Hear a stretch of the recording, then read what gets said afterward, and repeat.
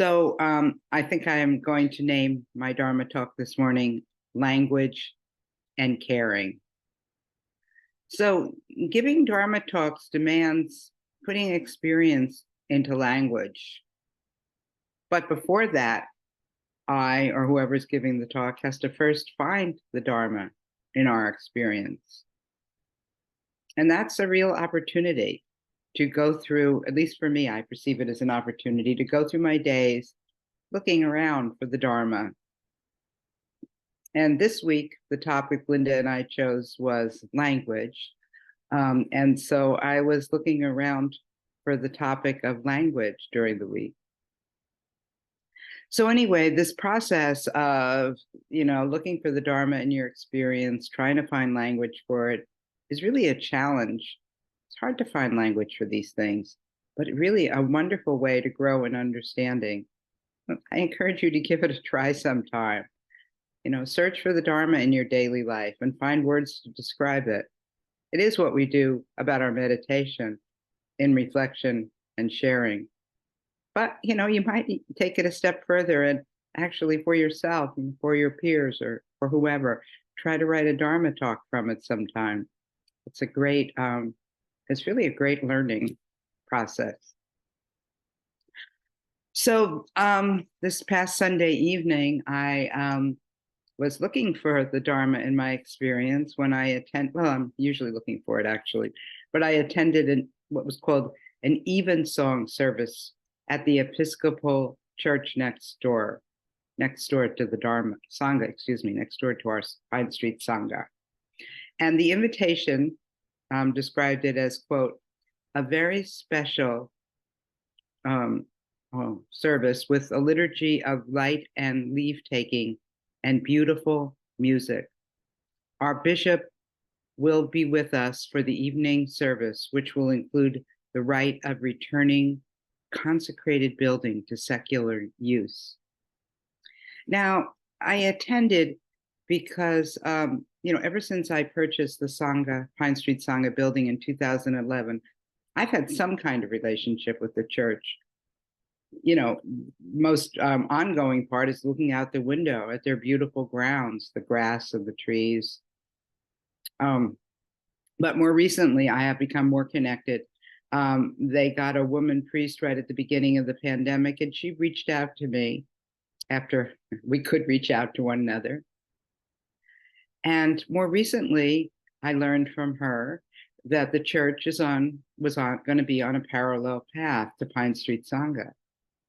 And partly based on the church leaving and a large apartment building being erected there, we decided that we're also going to be leaving our building in 2024 and becoming sort of an online community, maybe meeting in people's houses and also rented space, more to be determined. But what's similar is that both of our homes of worship, and I don't often use that language, are becoming unhoused. So their, quote, leave-taking was particularly relevant, and during the course of the time I was there, felt poignant. By the way, there were a couple of other people from Pine Street Sangha there as well. So, when the church is torn down and this low-income housing goes up, it's a really good use of the land. And it really has been the mission of the church in recent years to reach out to the unhoused people, by the way, who are lining the streets around the church and the Sangha. And some of our Sangha members have collaborated with the church, going there on Tuesday evenings to make sandwiches for the unhoused neighbors. But back to Sunday night. As I was sitting there, I just felt like the language of the Episcopal Church was just so foreign. Actually, I just couldn't even say the prayers aloud. I can't take refuge in Jesus. I've never been a Christian. And Christianity has really been, really somewhat foreign to me, even though I live in a Christian country. But I also couldn't repeat phrases that seemed to have so much certainty about what God and Jesus would do. Or maybe if they came to an event at the Sangha, they would find our language foreign and maybe a bit off-putting, because honestly, that's how I felt. But there was something else there, and it was a feeling quality. And I felt it throughout the whole time, but I felt it especially when people were invited up to the pulpit. I think that might be the word in the Episcopal Church, though I'm not sure. They call that thing different words in different religions. We don't have one. But anyway, they invited people up to sort of say their goodbyes and to talk about how, how they felt about having been a part of the church and about it now no longer existing in but an hour. And it was interesting how many people described it as a spiritual refuge. Now, that was a word that was familiar. That was a word I resonated with.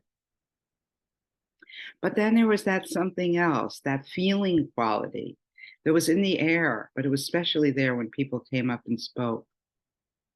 Now, some psychotherapists, myself in the past, offer clients lists or diagrams to help them find the words to describe their feelings.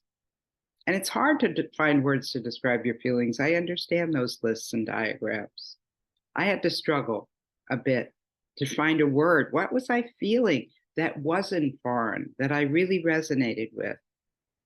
And finally, I came up with the word caring.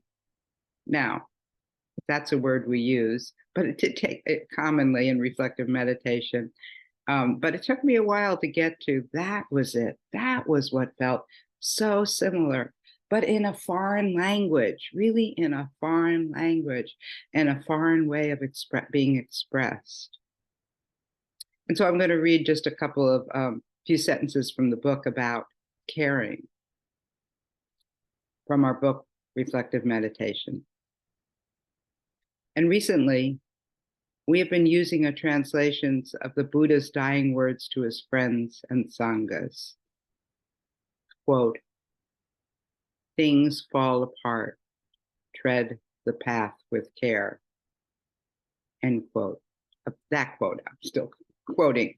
Care like an elephant's footprint, big enough to hold the footprints of all the other animals. The transformations that arise out of care and friendliness may appear more subtle, but they also change everything. When I'm friendly to myself, I am likely to be more friendly to other people, to the ground I tread upon. Well, that's an interesting quote, because that's certainly what I felt from the people around me in the church. They were friendly to me, even though I was a bit of a foreigner. And it's interesting, to the ground we tread upon, because that's actually what's changing, is the ground they, worship upon, as well as the ground we meditate upon. But the friendliness, hopefully that remains. I trust it does. So isn't it interesting that really language, the topic of the week, was what really struck me Sunday evening, that even though they spoke a really different language than I speak, there was something that seemed below or maybe around the language that was so similar. There was also something else that was similar, that was really actually quite surprising to me. I had no idea about this till Sunday, but most of the people who spoke were women. Now, I already told you the priest was a woman. Hadn't been, the previous priest before her had been men, but this priest, Reverend Sarah, is a woman. But I didn't realize the church was mostly women run. And then I showed my internalized sexism. I was talking to this guy when the service was over in the row next to me, and I said, or in front of me, whatever, I said, "Well, where is the bishop? Where is he?" And he corrected me. He said, "The bishop is a woman, and she spoke at the beginning.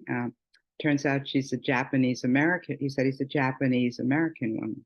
Okay, there it is, my own internalized sexism. So I I can't see here if there's anybody new because I switched my screen. No, not anybody new. So perhaps the last part of is not, I'll have to change around a little bit, but hopefully well, no, not hopefully. I bet you wouldn't be coming back every day if we weren't speaking in a language that resonated with you.